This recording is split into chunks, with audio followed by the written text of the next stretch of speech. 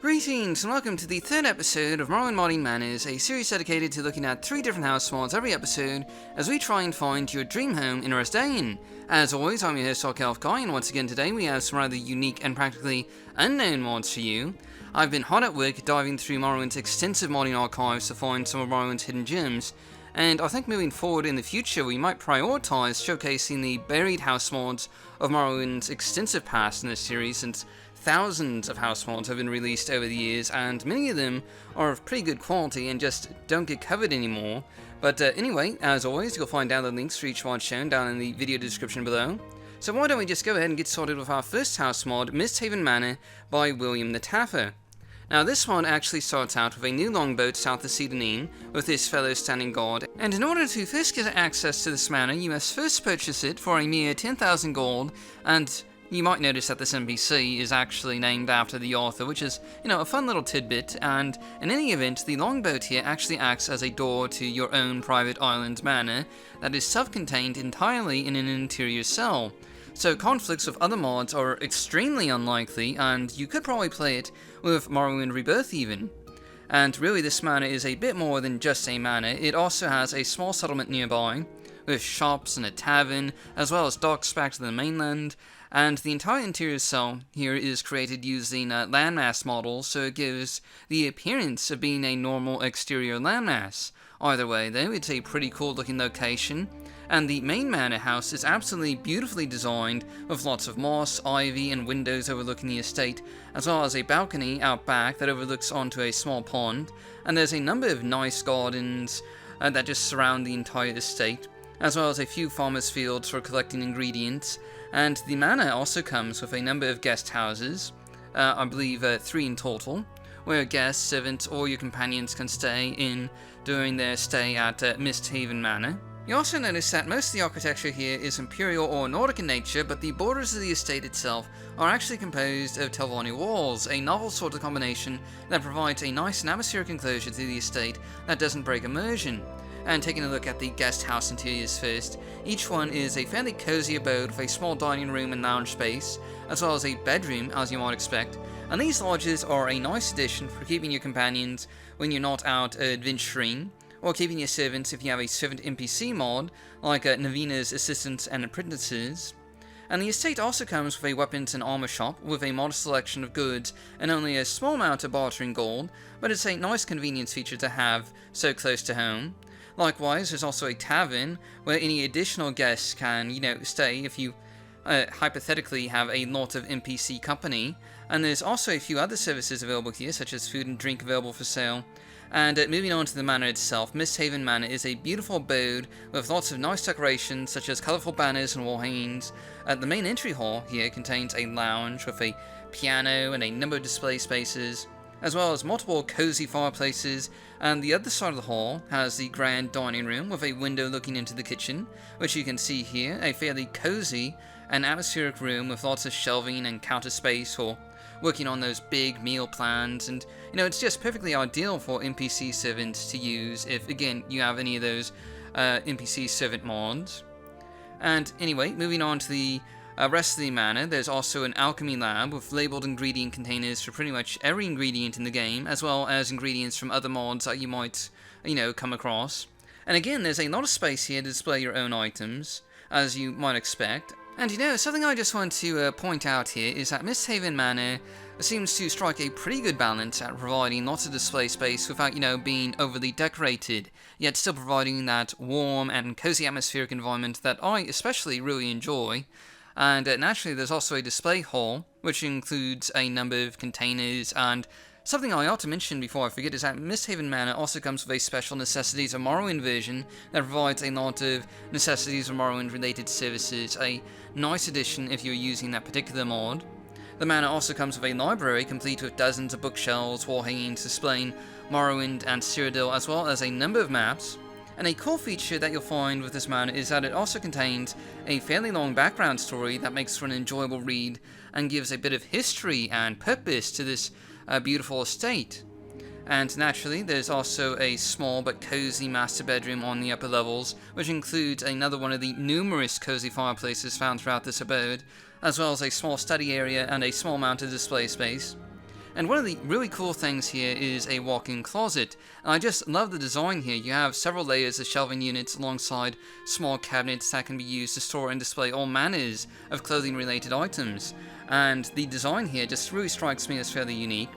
And the last thing I want to show off here is the master bathroom, which comes with everything you might expect, and as a bonus, the bathtub and sink here will actually act to restore health to your character. And if you're using the Necessities of Morrowind version of Mysthaven, they actually, naturally act to provide various non-related functions. And overall, Mysthaven Manor is an absolutely beautiful manor contained in its own little world, with lovely gardens, guest houses, and even a few shops provide you with an assortment of convenience features. As a bonus, Mysthaven Manor is compatible with just about every other mod on the planet, including Morrowind Rebirth,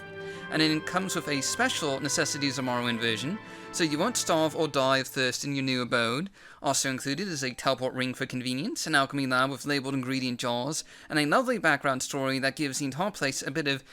history and purpose. Now, I'd highly recommend this house mod for players who are concerned with mod conflicts, especially with Morrowind Rebirth, or like to have a lot of display space or guest rooms for NPCs, or use Necessities of Morrowind in their save games. There's just really a lot to like here, and it's definitely worth playing, and really I can't think of any types of characters that this wouldn't potentially appeal to. Just about everyone can potentially use this manor. That said, moving on to our second manor mod today, we have Yaehib Manor by GWSyZyGy.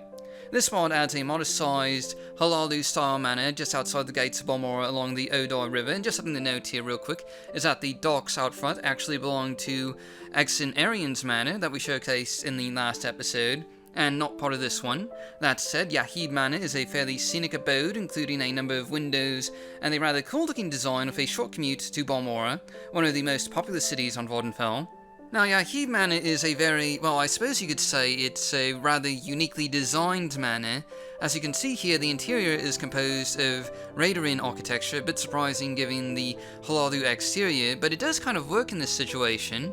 The main entry hall here contains a lovely set of decorations with potted plants and gardens, as well as a number of chairs for lounging around in, and a few tables for displaying items. There's a pretty well decorated kitchen on one of the upper floors with a cozy and atmospheric amount of clutter, and right next door is the main dining hall with a table, bar area, wine rack, and a small amount of space that you can use to display or store your own items.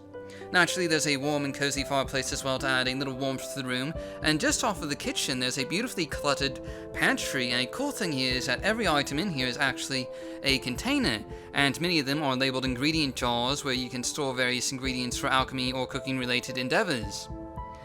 Now, it is kind of an interesting looking design, and as with pretty much any house mod that's worth its salt, Yaehib Manor comes with a fairly sizable display hall, which also doubles as a trophy hall with various stuffed creatures and Daedra from the Morrowind landscape lining the walls here.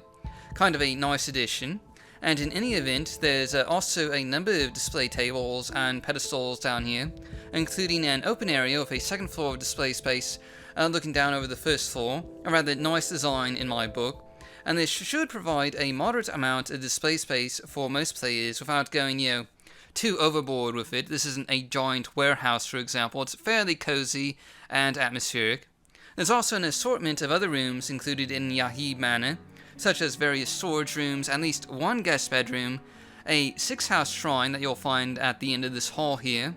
in case you're a character is of a more nefarious nature and worships the 6th house. And down below is where you'll find the master bedroom, which is a bit on the sparse side, but it's fairly sizable nonetheless, with a large master bed, several bookshelves for displaying items, a couple of tables, and of course a number of containers for storing your stuff, and it also includes a small throne room that you saw just up above.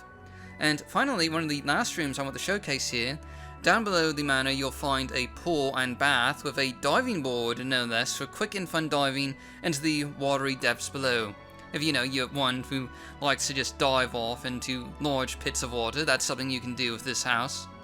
And all in all, Yaehib Manor is a medium-sized abode with a lovely, if a bit odd or rather unique design, with some well-finished and cozy rooms such as the kitchen, pantry, and dining areas, and includes convenience features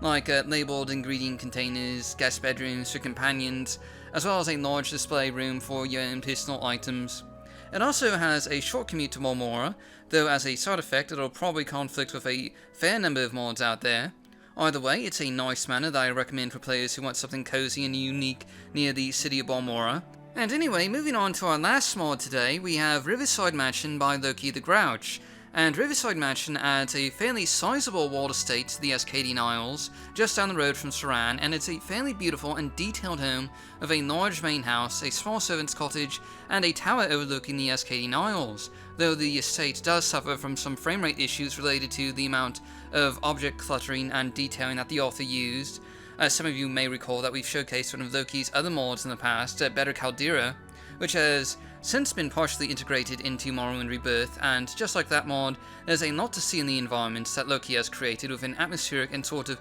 lived-in feel very much in evidence.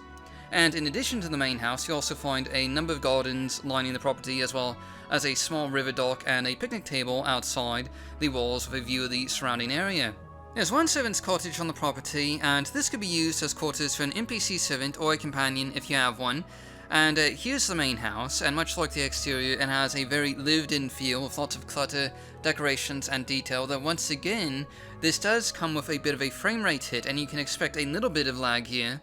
But anyway, the first floor consists of a lounge with a fireplace and couch, and there's also a main dining room down here, including seating for 7, and quite a lot of detailing. There's also a small kitchen, which has a beautiful amount of detail added to it that's really just quite atmospheric. And up on the second floor, you'll find one guest bedroom, again useful if you have servants or companions, as well as a storage closet, with what I believe are high-capacity chests capable of storing a fair number of items. And last but not least, there's also a master bedroom, which is fairly cozy in size, and also includes a walk-in closet. And again, this is all extremely well detailed, with that lived-in design and feel, which is what the author was aiming for, I believe. And finally, there's also a cellar, including a storage area, as well as a small display hall and trophy room. The one room of the house that isn't, completely pre-decorated, where you can display your own items if you so desire. And there's also a number of storage containers in here for anything else that you might have, that you might need to store. And overall, this is a fairly scenic and beautifully designed and detailed manor that's more or less completely pre-decorated with a strong lived-in feel, which is notably different from the other mods that we've looked at today, which have more of an emphasis on providing space for the player. Either way though, it is a lovely home that proves ideal for people who enjoy already decorated locations or who enjoy role-playing a bit, and there are some convenience features like a display hall and guest quarters for NPCs, but there's also a few potentially uber items that have been used in the design, and it does have a slightly longer commute than the other house mods that we looked at, so that's also something to keep in mind. Still, this is one I'd recommend checking out, and it's a cool looking manor regardless. And that pretty much wraps up this episode of Morrowind Modding Manors. I'll be back with a new episode in a few weeks, after I've had time to go through and playtest another batch of the hidden and buried house mods of Morrowind's archives. So until then, thanks for watching, and I'll see you all next time.